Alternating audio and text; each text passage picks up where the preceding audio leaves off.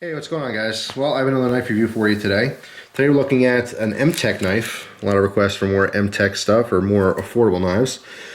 This is the MT20-30. Okay, that's the model of knife this is. It's a little neck knife. It's gaining a lot of popularity. This thing's actually sold all over the place. I actually even saw it at Walmart's website, which is probably a third-party, retailer anyway. I don't think I've ever seen this at Walmart, like physically there, but of course you can buy it online there, as well as a multitude of different websites.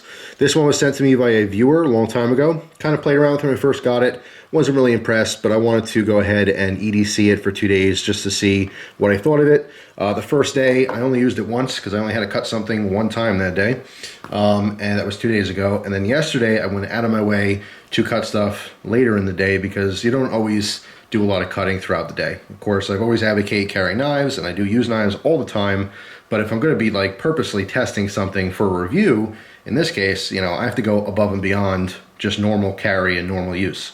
So I did just that, and this knife lost its edge within about 5 minutes.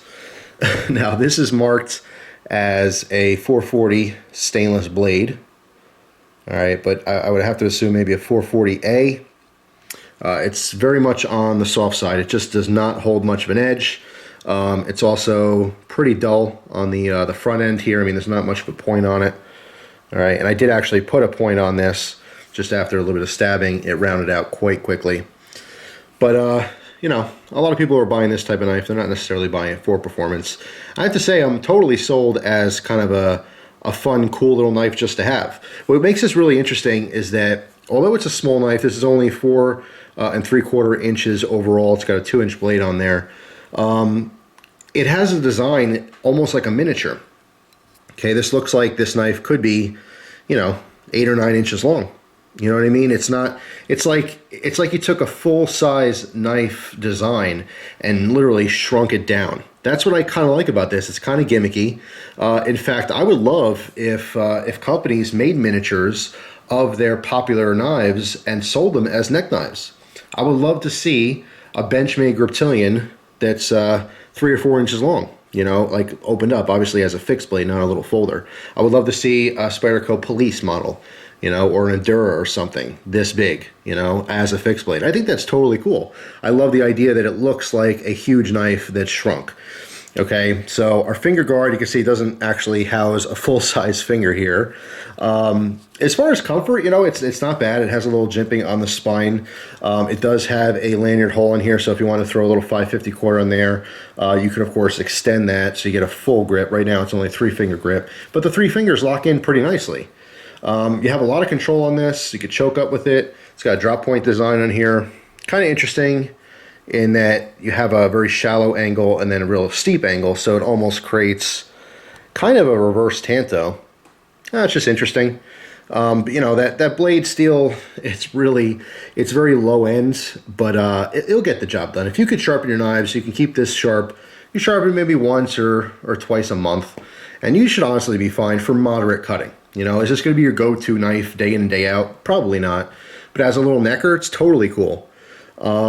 I really like it. I'm sold on it. Even though it sucks in its performance, I still really like it for some reason.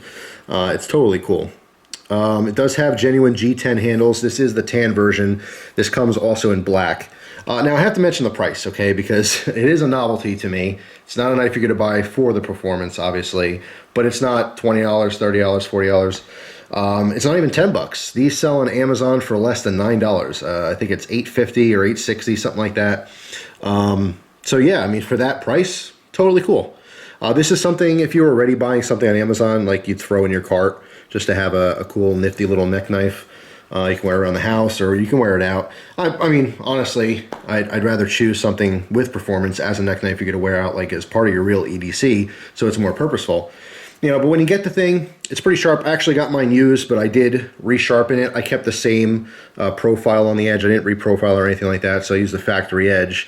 I just sharpened it up, and I got a really, really razor sharp, but it really did not last very long. Again, it's just the quality of steel. It's probably just a little bit lesser quality heat treat. The 440 in here is probably halfway decent. It's just the heat treat process is everything. That's what makes a steel a good performing steel. You could take a great steel and have a poor heat treat on it, and it'll perform the same as if you have a really cheap steel with a great heat treat on it. You know, that is really the backbone of performance in your blades. But yeah, I mean, it's very interesting. Again, just a 2-inch blade. So as far as legal issues, if you live in a state where you're very restricted on blade size, you know, it's obviously a fixed blade, so you don't have to worry about, you know, locking folders or anything like that. I'm not sure if it's legalities in different countries, but something to consider maybe. It's 2.8 millimeters thick on the stock. It is pretty robust, even though it's small. I don't see this breaking or snapping or bending or anything. And because it's cheap, because it's less than $9, you could use this for a lot of those jobs where you're going to be scraping and maybe prying with your blade a little bit. You know, all the nasty stuff that you don't want to do with your expensive knives. So although it's not the best performing neck knife, it really grew on me. I just really like it. It's a really neat little piece of the, you know, or addition to any collection, any knife collection. I think it's pretty cool, whether you're into high-end stuff or not. Cool little novelty knife.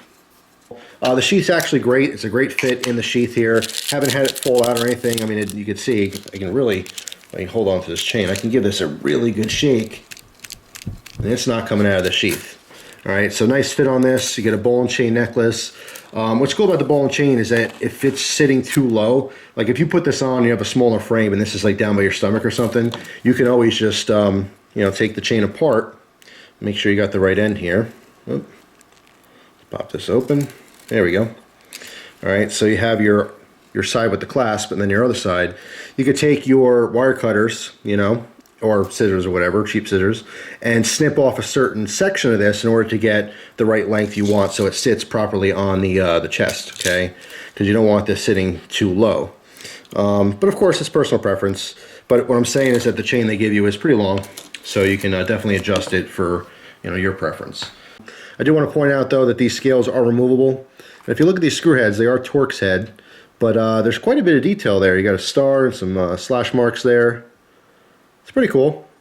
I suppose if you wanted to, you can pop the scales off here and trace them out on some wood, and if you want to play around in wood shop, you can certainly make your own scales here, or of course, if you have G10 or other materials, you can customize this little bad boy.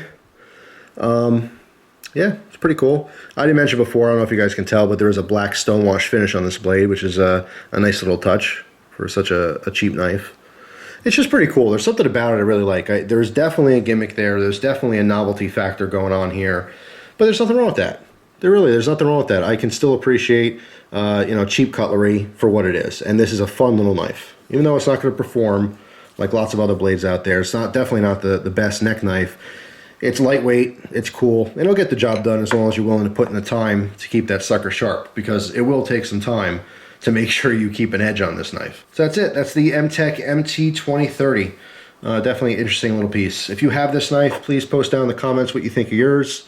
But I like it. I think it's really cool. So there you go. Thanks for watching, guys. I hope you have an awesome day, and I'll see you soon. Take care.